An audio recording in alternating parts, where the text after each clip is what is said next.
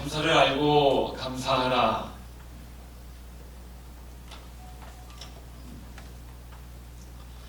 성경에 보면 우리가 선을 행할 때에 낙심하지 말아야 될 것에 대해서 당부하십니다. 선을 행할 때에 또 착한 일을 하고 있을 때에 누가 알아주지 않아도 고맙다고 말하지 않아도 결코 낙심하지 말고 포기하지 말아라. 하나님이 알고 계시고 우리가 낙심하지 않고 포기하지 않고 있으면 하나님께서 그 일을 이루어 가실 것이다 라고 우리에게 말씀하세요. 그래서 우리가 어떤 일을 할 때 누가 알아주지 않다 하더라도 또 특별히 고맙다고 이야기하지 않다 하더라도 실망하지 말 것을 이야기합니다. 그래서 성경에 어떤 말씀을 보게 되면 또 하나님께서 우리에게는 고맙다는 말이나 어떤 그런 말을 듣지 않아도 낙심하지 마라 라고 이야기하지만 꼭 하나님께 대해서는 우리에게 이야기하기를 고맙다고 꼭 이야기를 해라 라고 우리에게 말씀하세요. 하나님께서 우리에게 꼭 감사하는 말을 들으려 하신다라는 거예요. 오늘 말씀을 보게 되면 시편 50편 14절에 감사로 하나님께 제사를 드려라 라고 그렇게 이야기하고 있고요. 신학의 또 성경을 찾아보게 되면 기도할 때에도 너희 구할 것을 감사함으로 하나님께 드려라 라고 그렇게 말씀하세요. 이 외에도 보면 참 많이 있습니다. 유독 우리에게는 감사받지 않아도 좀 밀고 나가라고 말씀하시지만 우리가 하나님께 대해서는 꼭 감사해야 돼 하면서 감사할 것을 가르치는 거예요. 우리 아이들 삐지면 이렇게 이야기하잖아요. 지는 이렇게 이야기하잖아요. 우리가 이 말씀 드리면서 혹시 저기는 저기한테 다 감사하라고 이야기하면서 우리는 감사받지 않아도 된다라고 이야기하는 그런 조금은 모순되는 하나님 아니신가 이렇게 생각하는 사람은 아무도 없을 줄 압니다. 그러면 하나님께서 우리에게 왜 우리는 감사받지 않아도 밀어붙이고 나가? 그럼 하나님께서 이루어주실 거예요 라고 그렇게 말씀하시지만 유독 우리에게는 꼭 하나님께 감사를 찾아서 하고 감사할 것을 부탁하고 명령하시는가? 그것은 우리의 감사가 하나님께 유익이 되기보다 우리의 감사가 우리에게 유익이 되니까 그것을 하나님이 아시고 우리에게 이렇게 명령하시는 거 아니겠습니까?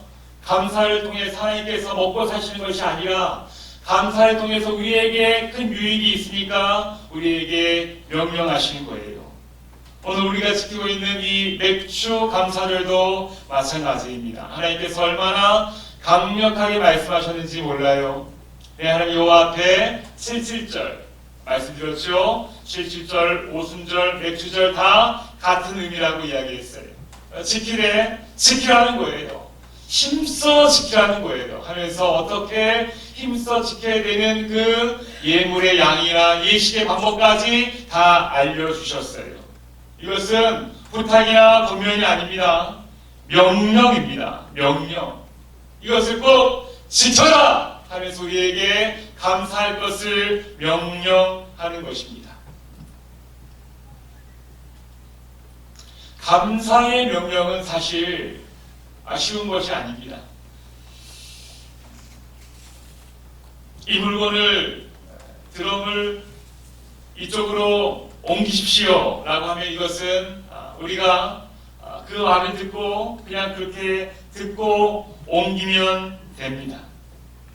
그런데 여러분 감사가 명령으로 떨어졌다고 한번 생각을 해보세요. 감사는 무엇입니까? 어떻게 밖으로 내 몸이 움직이는 일이 아니잖아요. 내 안에 내면적인 어떤 동기부여가 되고 내 중심이 내 내면이 움직이게 되는 것인데 그것을 우리에게 박 집사님 감사하세요, 김 권사님 감사하세요 한다고 어떤 말로 그 명령이 내 안에서 이루어지는 것이 아닙니다. 내 안에 넘쳐나야지 감사가 가능한 거예요. 하나님께서 이를 아시잖아요. 그런데 이를 아심에도 불구하고 우리에게 감사를 명령하시는 것은 이 감사를 꼭 해야지만이 우리에게 참으로 좋은 유익이 있는 것을 알기 때문에 그러한 것입니다. 오늘 우리가 그것을 좀 알았으면 좋겠어요. 오늘 본문은 7절부터 23절까지 말씀인데요. 너무 길어서 제가 전반부만 읽었습니다. 본문을 보게 되면 크게 두 가지로 그 문단을 나눌 수가 있는데요. 처음에 7절부터 15절까지에 대해서는 하나님께서 이것을 말씀하세요. 무언가를 책망하시는 말씀인데 대충대충 건성건성으로 하나님께 제물 드리는 태도에 대해서 책망하고 있어요. 그리고 그 전반부의 그 7절부터 15절 그 마지막 부분에는 그러므로 그 마지막을 감사함으로 하나님께 드려라 라고 말하고 있습니다. 또 두 번째 문단의 내용을 보게 되면 하나님을 멸시하며 살아가는 태도에 대해서 책망하고 있어요. 그리고 그 두 번째 문단의 마지막에도 감사해라 라고 그렇게 그 마무리를 적고 있습니다. 무엇이나 하면 대충대충 하나님께 뭘 그렇게 드리면서 대충대충 살아가면서 내 책임을 다했다고 생각하는 그 사람들이든지 또 하나님을 멸시하며 살아가는 그 사람들이든지 다 왜 그런가 하면 감사가 무엇인지 모르기 때문에 그렇게 살아간다는 거예요.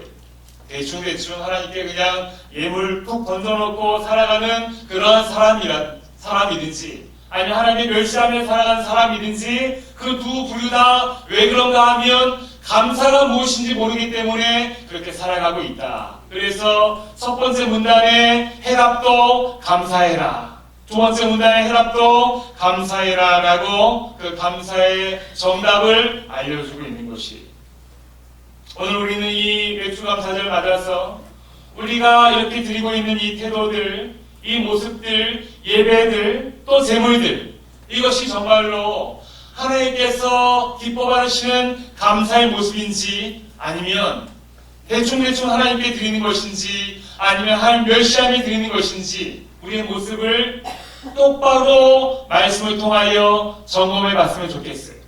우리가 드리는 감사가 진짜 감사인지 가짜 감사인지 우리가 돌아보면 좋겠어요.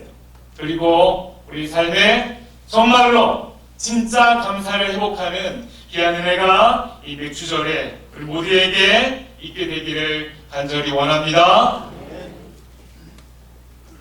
내가 드리는 감사가 가짜 감사인가? 진짜 감사인가? 이 두 가지 유형에 나는 들어가는가? 들어가지 않는가? 라는 것을 우리가 한번 정확하게 살펴봅시다. 먼저 첫 번째, 우리가 하고는 있지만 하나님께서 받으시는 감사가 아닌 건성건성으로 드리는 그런 모습이 있다는 거예요. 여러분, 제물을 드린다 할 때의 제물이 무엇입니까? 그 당시에는 소나 양, 염소 같은 것이었겠죠. 또 우리가 지금 이 예배 때에는 헌금이 우리 예물이 되겠습니다. 그렇지만 꼭 어떤 하나님께 드리는 우리의 시간, 헌금, 또 소나 양 이런 것뿐만이 아니라 하나님에 대한 우리의 모든 태도를 바로 제물이라고 표현할 수 있어요.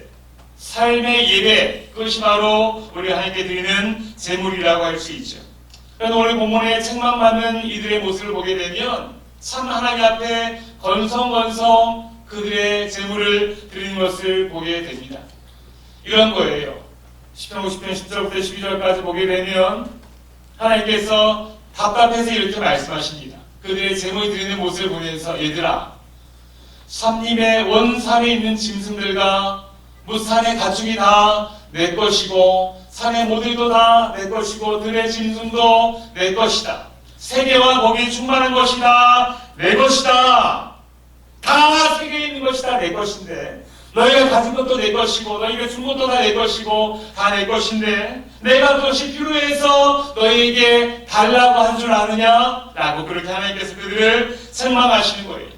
그들이 지금 하나님 앞에 제물을 드릴 때에 양 한 마리 가져와서 그 양 한 마리 툭 주면서 하나님 이거 감사해요 하면서 소 한 마리 끌고 와서 양보다 조금 더 큰 소인데 이거 하나님 감사해요 하면서 그렇게 드리는, 하나님 보시기에 건성건성 그렇게 드리는 모습처럼 보여지고 있는 거예요.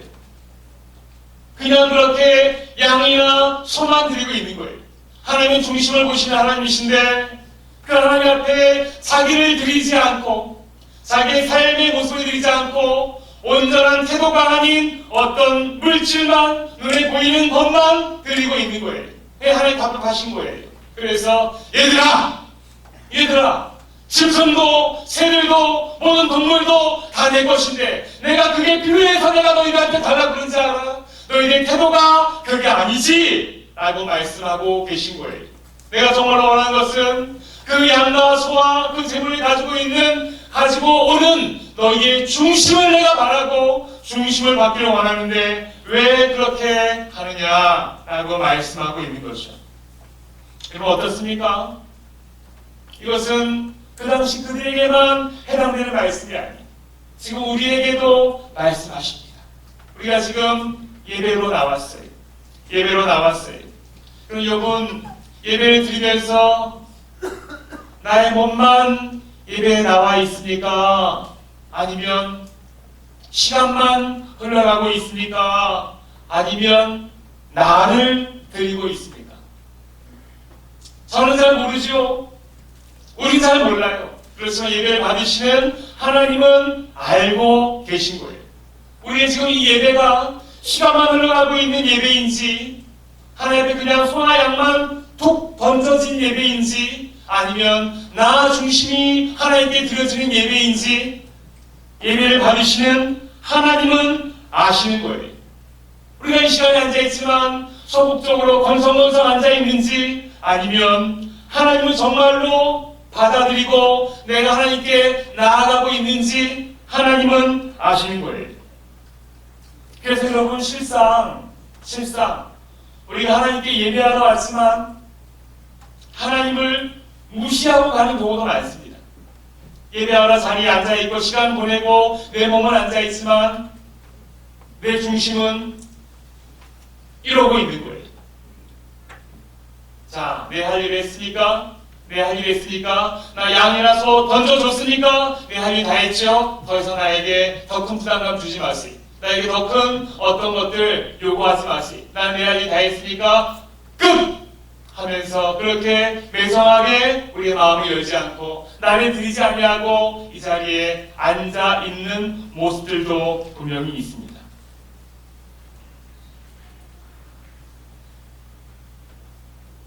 우리가 예배하러 나올 때 앞에서 얼마나 반갑게 맞아줍니까? 최대한의 예우를 가지고 최대한의 미소를 가지고 어서 오세요. 오늘도 오셨습니까? 너무 반갑습니다. 라는 것은 사람과 사람이 대하는 우리 교회가 우리 여러분에게 대하는 그런 우리의 반가움이 근데 거기에 반가움에 우리가 끝까지 그 자세를 유지하고 이 자리에 앉아있으면 은혜라는 것을 받을 수가 없습니다. 이 자리에서 우리를 만나주시고 우리에게 은혜를 주시는 분은 누구십니까? 하나님이세요. 하나님 우리 살고 갑과 을로 따지자는 것은 아니지만 우리가 하나님의 건의 앞에 순종할 수 있어야 됩니다. 하나님 이 시간 나왔사오니 나에게 말씀하여 주시고 나를 만나 주시기를 원합니다라고 하나님의 건의 앞에 우리가 나아갈 수 있어야 합니다. 그런데 나는 최고의 VIP니까 나를 알아보셔야지 하면서 양 한 마리 던져주고 소 한 마리 던져주고 나는 이곳에서 내 몸으로 내 시간 드리고 있으니까 내 할 일 다 했다라고 앉아있게 되면 우리 어떤 신앙의 유익도 사실 얻기가 쉽지가 않은 거예요. 여러분 나의 모습 어떻습니까? 우리가 흔히 예쁜들이 예배를 이야기할 때에 이렇게들 많이 말씀을 하세요. 말씀 중심의 예배다. 말씀 중심의 예배다. 이 말씀을 오해하는 경우가 많이 있는데요. 말씀 중심의 예배라고 하면 말씀 중심이니까 설교 중심의 예배다. 그래서 설교가 가장 중요한 시간이다. 그러니까 설교 시간에만 집중을 하고 설교 시간에만 늦지 않으면 내가 할 걸 다 하고 있다라고 생각하고 있는 경우가 많이 있어요. 그래서 상대적으로 설교 외의 예배의 요소들은 집중도가 떨어집니다. 예배 전 찬양 시간에는 잘 들어오지 않아요.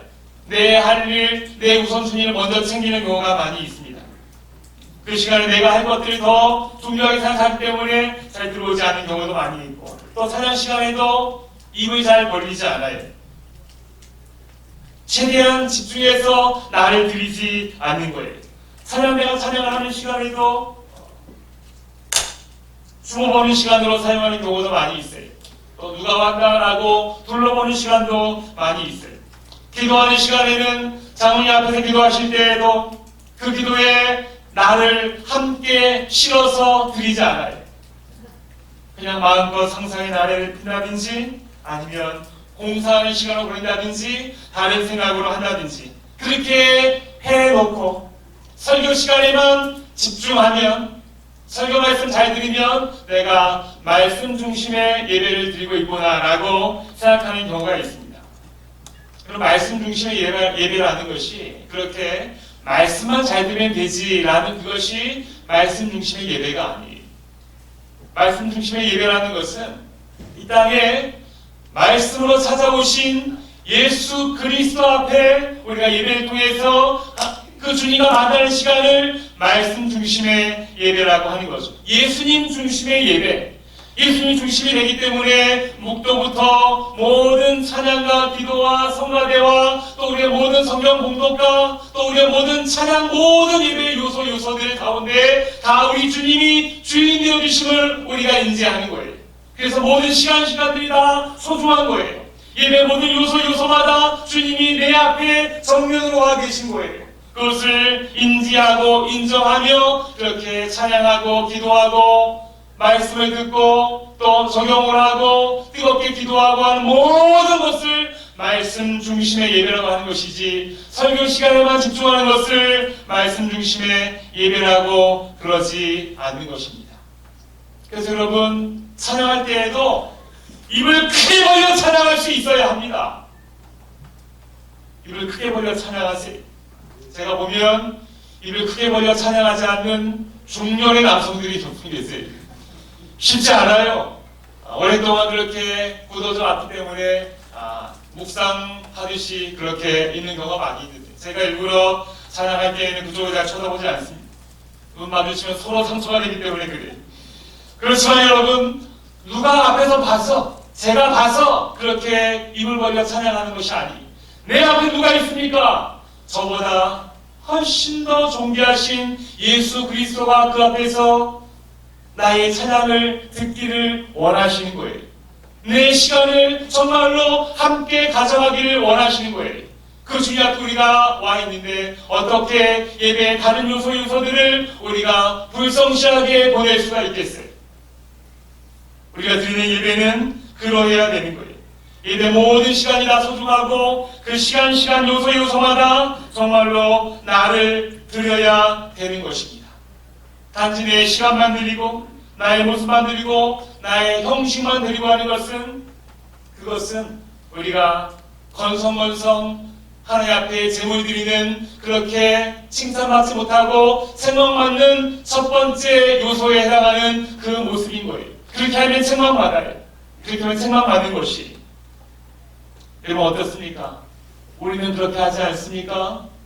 그래서 그들에게 뭐라고 말씀하세요? 14절에 첫 번째 문단의 결론 부분으로 이렇게 말씀하시는 거예요. 너희들 가운데 혹시 그렇게 건성건성 소나 양만 던져가면서 그렇게 내가 해야 할 본분을 다 하고 있다고 생각하는 부분들이 있다면 그렇게 하는 거 아니야. 그러면 안 돼! 하면서 감사로 하나님께 제사를 드려라. 정말로 감사로 하나님께 나아갈 것을 명령하는 것입니다.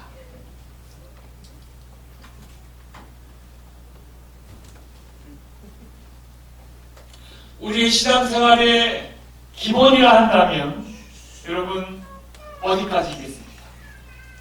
주일 예배 2번, 수요 예배 1번, 새벽 예배 6번, 못 받는지 아십시오. 7번인 교회도 많이 있습니다. 새벽 예배 6번, 그 다음에 11조, 감사원금, 주정원금. 어디까지 우리의 기본입니까? 우리가 연초에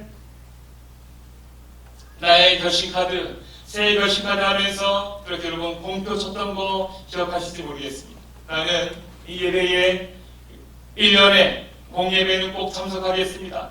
수요예배까지 참석하겠습니다. 구역예배까지 참석하겠습니다. 헌금은 11조, 감사헌금, 주정헌금, 구역헌금 다 드리겠습니다라고 동그라미 쳤어요. 그 동그라미 치는 여러분의 중심이 무엇입니까? 묻고 싶습니다. 장로니까? 직분자니까? 권사니까? 사람들이 그렇게 권사면은 이 정도는 해야 되니까 거기에 부응하려고 이 정도에 해당하는 그 분량에 체크하셨습니까? 집사니까? 이번에 안수 집사니까? 안수 집사는 이 정도는 해야 되니까 거기에 부응하려고 그 안수 집사에 해당하는 그 부분에 공표하셨습니까? 사면대를 하고 교사를 합니다. 새해가 되면 여기에 대해서도 물어보고 있어요. 물어볼 때 여러분 정으로 안 하면 섭섭하고 그러하니까 그렇게 여러분 거기에 한다고 체크하셨습니까? 여러분 그것이 뭐예요? 하나님 앞에 정말로 내 자신이 드리는 시간이 아니라 하나님 뭐 필요합니까? 내 양 한 마리 드릴게요. 하나님 내가 권사는 됐으니까 내가 소 한 마리 드릴게요. 하나님 내가 장로니까 양소 2개 드릴게요. 라고 하는 것과 별반 다르지 않은 것이. 내가 언제 네 양 소달라고 그랬어? 너의 중심을 내가 받기를 원하는데 중심을 받기를 원하는데 왜 그렇게 계속 너의 형식만 너의 모습만 중심이 담겨져 있지 않은 그것만 드리면서 해야 할 것을 다 했다고 생각하는 것이 그렇게 우리에게 책망하고 있는 것이. 우리가 왜 예배해야 합니까? 왜 헌금해야 합니까? 왜 우리가 우리의 양과 소를 드려야 합니까? 왜 봉사해야 합니까? 왜 헌신해야 합니까? 내가 무엇이 되었기 때문에, 직분이 있기 때문에, 사람들 보기 때문에가 아니라 나를 위해 먼저 그 전부를 들이신 예수님의 그 십자가의 보혈이 내 안에 아직도 뜨겁게 흐르고 있기 때문에 우리가 우리 예배도 드려야 하고 우리의 헌물도 드려야 하고 우리 정성도 드려야 하고 우리 헌신도 드려야 되는 것을 믿으시면 아멘 하시기 바랍니다. 그것 때문에 우리의 중심을 드리는 거예요. 그런데 그것이 담겨져 있지 않은 누가 보기 때문에 형식 때문에 사람들이 눈치 앞에서 거기에 동그라미하고 거기에 들어주고 있다면 거기에 대해서 하나님께서 우리에게 지금 책망하시고 있는 거예요. 거기에 대해서 책망하시고 있는 거예요.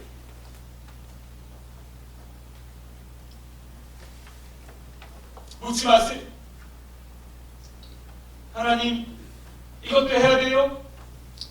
나 저것도 해야 돼요? 얼마를 드려야 돼요? 얼마까지 해야 돼요? 묻지 마세요. 내 안에 있는 그 뜨거운 예수 그리스도의 십자가의 보혈을 생각하며 그 보혈이 흐르고 내 심장이 뜨거운 만큼 우리 주님 앞에 내 삶의 예배를 드리시는 우리 성도님들이 되길 바랍니다. 그래서 그 감사로 하나님께 제사를 드려라. 너희 양가서 던져놓고 내 할 일 다 했어요라고 그렇게 잊지 말고 감사로 하나님께 제사를 드려라 라고 말씀하고 있는 거예요. 대충 하나님께 제물 드리는 태도에 대해서 책망하며 감사해야 할 것이야 라고 말씀합니다. 두 번째는요, 뭐에 대해서 책망하고 있습니까? 하나님을 멸시하며 살아가는 태도에 대해서 책망하면서 여기에 대해서도 또 똑같이 그 해답을 감사하며 살아가라라고 말씀하십니다. 그럼 어떻습니까? 우리 중에 누가 감히 하나님을 멸시하며 살아가겠어요? 그렇지만 우리는 결과적으로는 그러한 모습들이 우리에게 많이 있어요. 본문에 나타난 하나님께서 그들에게 나를 무시하는 거라고 말씀하신 그 모습입니다.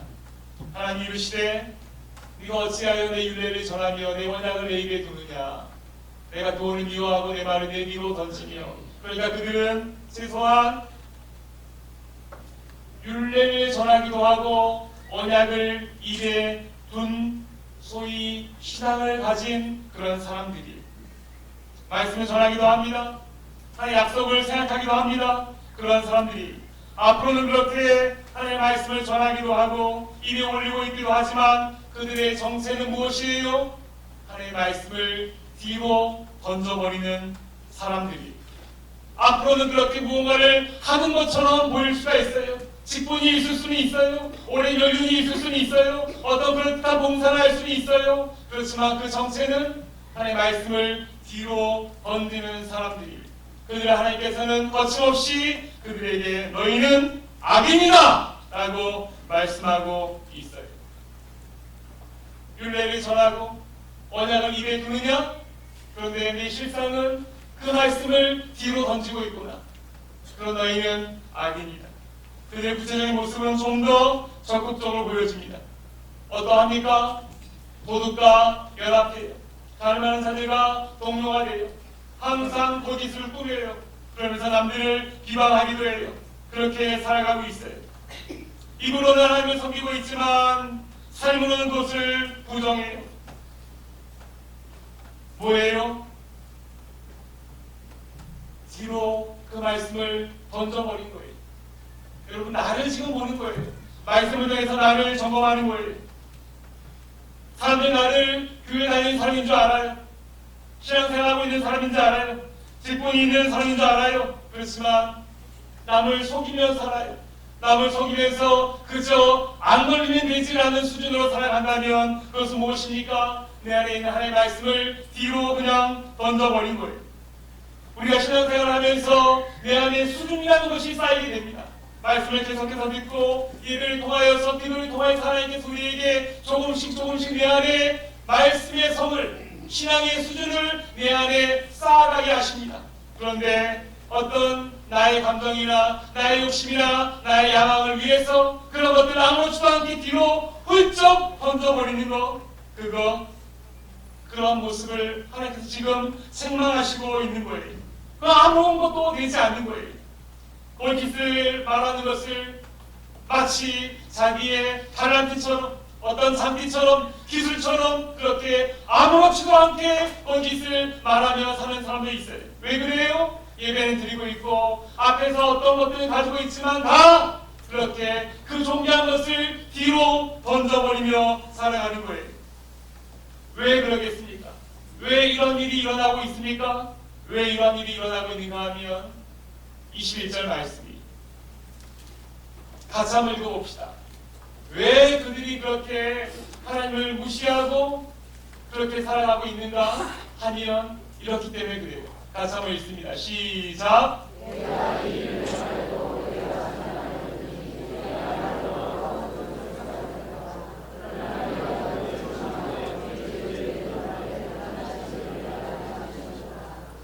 우리가 그러고 있는데도 내가 이렇게 살고 있어요.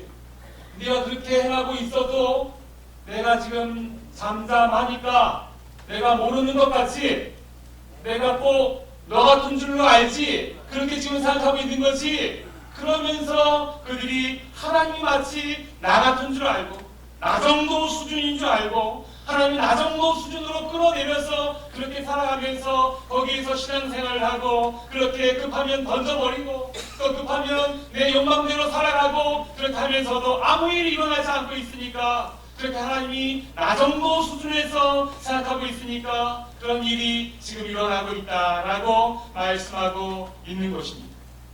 여러분 우리의 모든 죄의 모습들은 하나님을 끌어내림부터 시작이 되는 거예요. 하나님은 나 정도 수준으로 생각하고 있으니까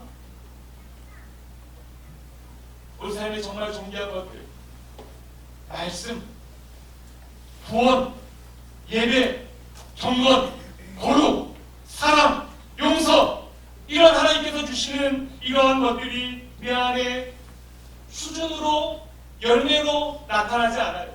그냥 가볍게 보는 거예요. 가볍게 보는 거예요. 다 자기식으로 자기 수준에서 해석이 되니까 이런 하나님께서 우리에게 주시는 참으로 존귀한 열매들이 맺혀지지가 않는 거예요. 조금 맺혀지려 하더라도 던져버리고 내 욕심이 먼저 나타나게 되고, 또 무언가 좀 수준이 쌓이다가도 던져버리게 되면 내 욕심이 그 자리를 차지하게 되고, 하나님이 자기 수준에서 그렇게 이해하고 자기 수준에서 받아들이게 되니까 신앙의 성장 없게 되는 것이. 그래서 하나님을 잘 모르면 이런 것들이 내 안에 맺혀지지가 않게 되니까 감사하는 것은 있을 수가 없습니다. 하나님 주시는 것이 나에게 더 이상 존귀하고 귀하지 않고 내 안에 쌓이지가 않고 열매가 되어지지 않는데 무엇이 감사하겠어요? 감사하지 않는 거예요. 하나님의 수준인데 감사를 할 수가 없는 거예요. 누가복음에 보게 되면 17장에 여러분 잘 아는 그런 이야기, 예수님께서 10명의 문둥병자를 고쳐주셨어요.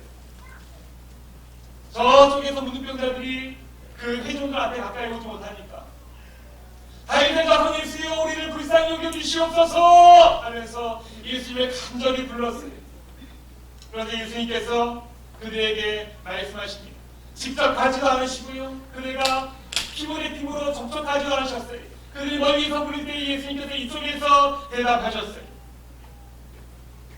빨리 가서 제사장들에게 너희 몸을 보이고 나음을 입었다는 확진 판정을 받아라 라고 그들을 그렇게 제사장에게 보내신 거예요. 어떤 것도 하지 않으셨어요. 그냥 그들을 그렇게 보내셨어요. 그 당시에 문둥병은 저주라 생각이 되었기 때문에 그 저주가 다 거치게 된 것을 제사장을 통해서 병이 나았음을 확진 판정을 받아야지 다시 회중으로 진영으로 마을로 돌아올 수가 있었던 거죠. 그래서 내가 다 나았음을 제사장을 통해서 확진 판정을 받아라 라고 예수님께서 그들을 보내신 거예요. 그러자 그들이 그 말씀에 순종하면서 제사장 앞에 갔습니다. 제사장이 보니까 다 나았거든요. 그래서 그들을 다 나았다고 확진 판정을 해주고 그들이 기뻐서 다 돌아갔어요. 그런데 그 중에 한 사람만 예수님께 돌아와서 감사했어요. 한 사람만 돌아왔습니다.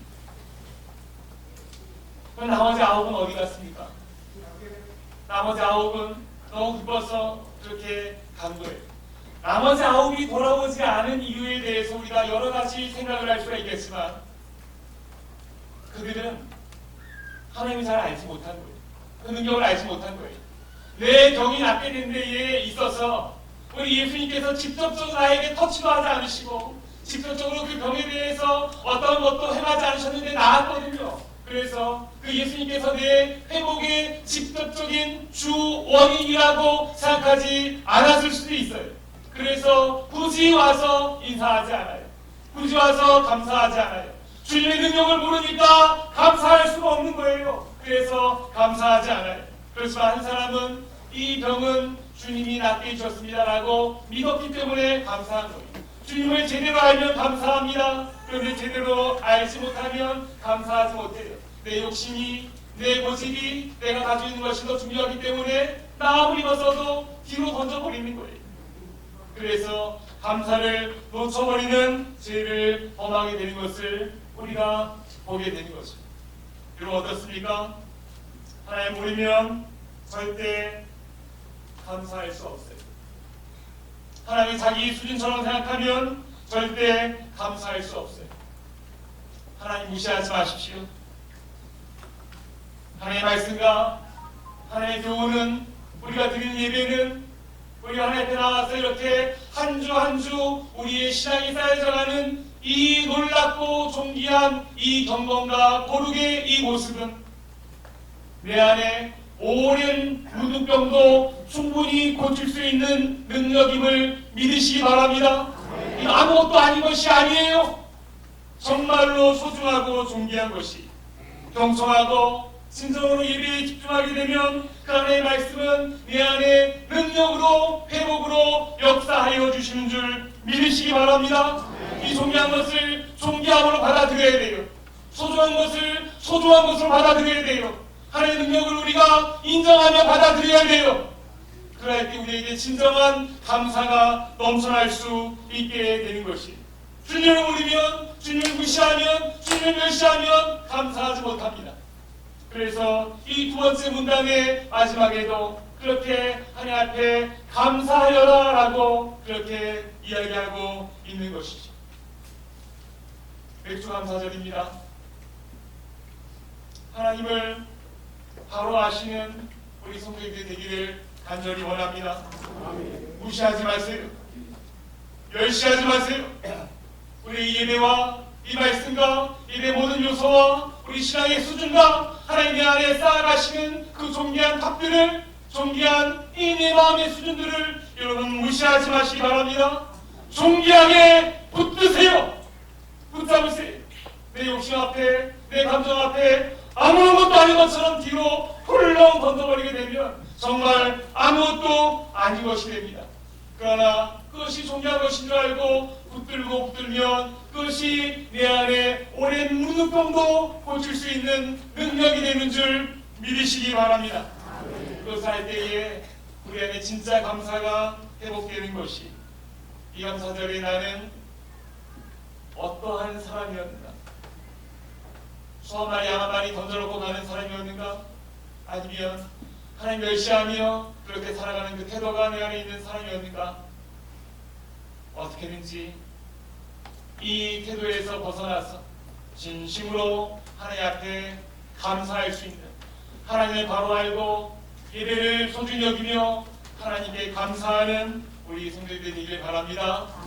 감사절에 우리 안에 그래서 풍성한 감사의 열매들이 주렁주렁 열리는 복된 우리 대왕의 가족들이 되기를 주의 이름으로 축복합니다. 하나님 아버지 감사합니다. 내 안에 하나님께서 쌓아가시는 그 수준들을 우리가 무시하지 아니하게 하여 주시옵소서.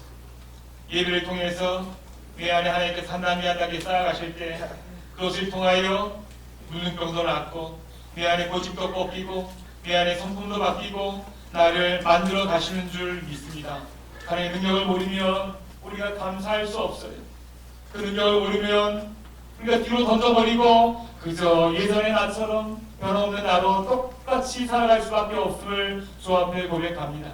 존귀한 것을 존귀한 것으로 받아들이게 하여 주시고 그렇게 주님을 똑바로 알며 바로 알며 감사할 수 있는 우리가 되기를 간절히 원합니다.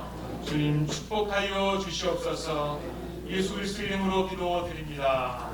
우리 주 예수 그리스도의 은혜와 하나님의 무한하신 사랑하심과 성령님의 감동 감화 교통 역사하심이 우리 주님을 똑바로 알고 그 주님의 능력을 인정하며 내 안에 이루어 가신 것들을 우리가 존귀 여기며 그렇게 나를 드리는 감사로 하나님 앞에 한 걸음 한 걸음 나아가기 원하는 사랑하는 우리 모든 대강의 가족들과 우리의 감사의 제목 위에 그 맺혀진 열매 위에 조태영원토록 항상 함께 있을지어다.